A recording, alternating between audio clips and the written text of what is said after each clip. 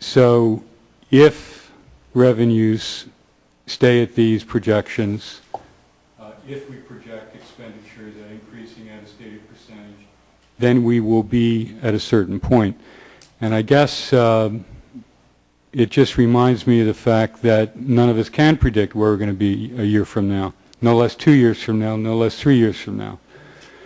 The recession we entered in some ways came very suddenly. Some predicted it, most did not. But there's also more recently a sense out there that we have also perhaps reached a bottom, and that when the recovery really becomes widespread, it's going to come quickly. There's a lot of pent-up demand out there which will drive a lot of things, including businesses expanding, houses being sold, and the revenue it generates. So to my mind,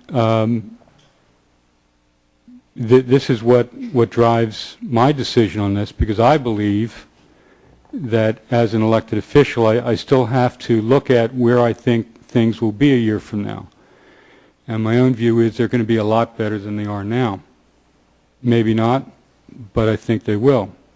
So that's number one. Number two is we talk about this operating reserve fund of $600 and almost $19,000 in a very kind of an abstract way. It's there. We can use it.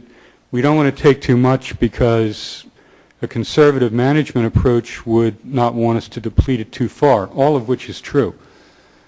But I look at it as the people's money that has been accumulated and now can be used to avoid what will otherwise be a tax increase.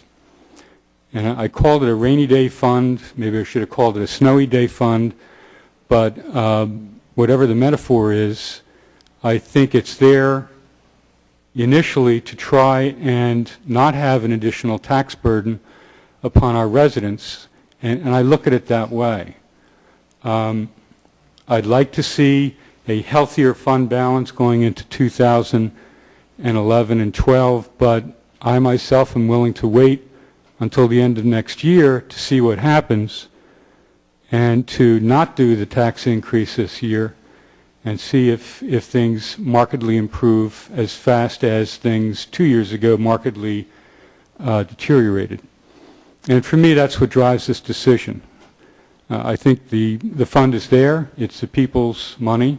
And if we can apply it for 2011 to avoid a tax increase, we should.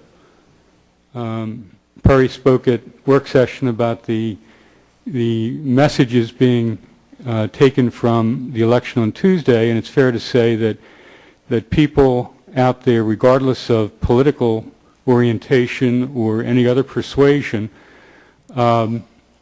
would like to not have any increase of financial burden if it can be avoided. Well, this can be avoided.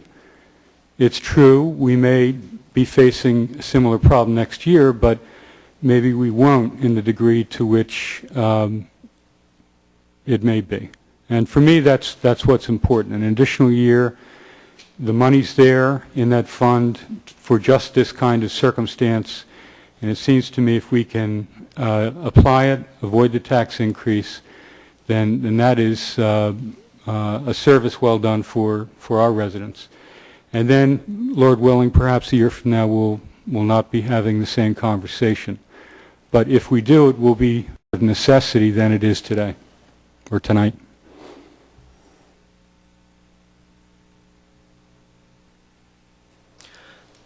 I guess having gone through all this and looking at it again, I know during the work session there was a lot of questions that I had, and I spent a lot of time reviewing, getting these revisions back and forth.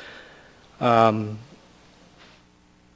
tend to look at it as, I guess it's my responsibility to be fiscally responsible.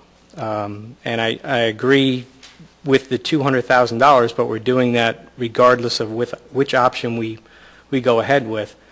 So we're now looking at a $400,000 reserve. I agree that the message was sent that, we've been burdened, we need to kind of reduce the cost of expenses and taxes, However, I don't think this is the case. I think we're looking at being fiscally responsible and balancing something and heading off what could be a major issue, maybe not next year, but for sure in 2012, looking at these numbers. If we're looking at an average of $90 increase on a homeowner, although it is an increase, I don't feel it's a significant burden where we can offset the possibility of having increasing 4 times the amount next year. Because if we're down at $400,000 in reserves, that could disappear completely by the end of next year. We have to take into consideration that, and I know I talked to Perry about a possibility of getting a grant writer. If we're hit with a possibility of a grant, we need to match funds, and we wipe this fund out, we're kind of stuck. Whereas if we kind of plan ahead and try to do the best to stay ahead of a financial crisis, then I think that's, in my opinion, and it's coming from probably someone who's more conservative when it comes to finances, the best scenario. I don't see things turning around in a 12-month period, especially in the real estate market. And I just think it would be in the best interest if we were conservative and took a cautious approach to this and went with the $2 million on top of the $200,000. So that's just my opinion. We all like to have hope in the future. But I learned a long time ago that hope is not a strategy. Every time I go and buy a lottery ticket or if I buy a chance for a church, I hope I win. I haven't won yet.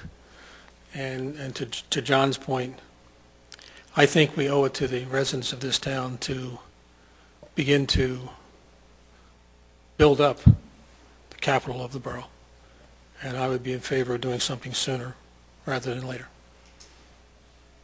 You know, when you look at optimism, it's a fine line between that and, you know, a dream.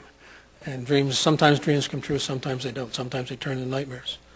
And I know, Mike, you expressed last week, glass half full, glass half empty.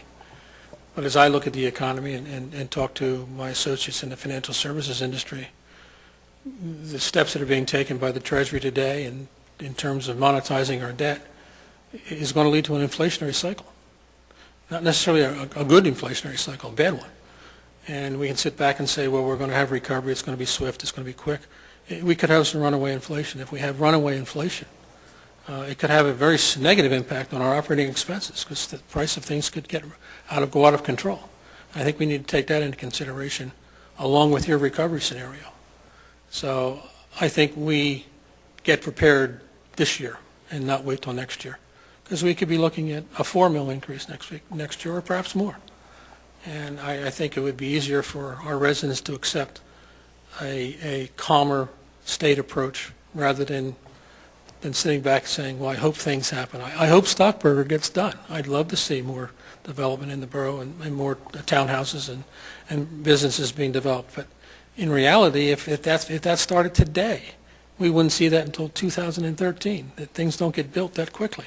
We still have a lot of work to do. So if I could sit here with a roadmap to say, I know where the sources of revenue are coming from, I'd feel a lot differently about it. But I can't do that. I don't. And Mike, you said you don't have a crystal ball. None of us have a crystal ball. And it's a difficult thing to sit here and say we want to take $86 or $90 more out of the resident's pocketbook next year. But I think it's the best thing for us to do at this point in the cycle.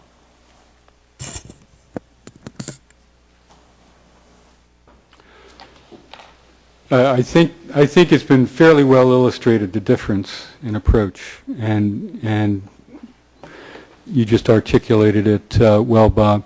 We're no different than anyone else out there who knows someone in financial services or knows someone in real estate or, God forbid, knows someone in the federal government that they rely upon for information. By the same token, conservative management principles in maintaining a healthy fund balance I don't think should be the absolute number one priority if the fund is there to avoid an additional tax burden this year, and that's where I come down on it. I don't think this is comparable to a lottery ticket or a raffle. I think it's different. I think it's much more complex, and I think the chances of recovery are also much greater.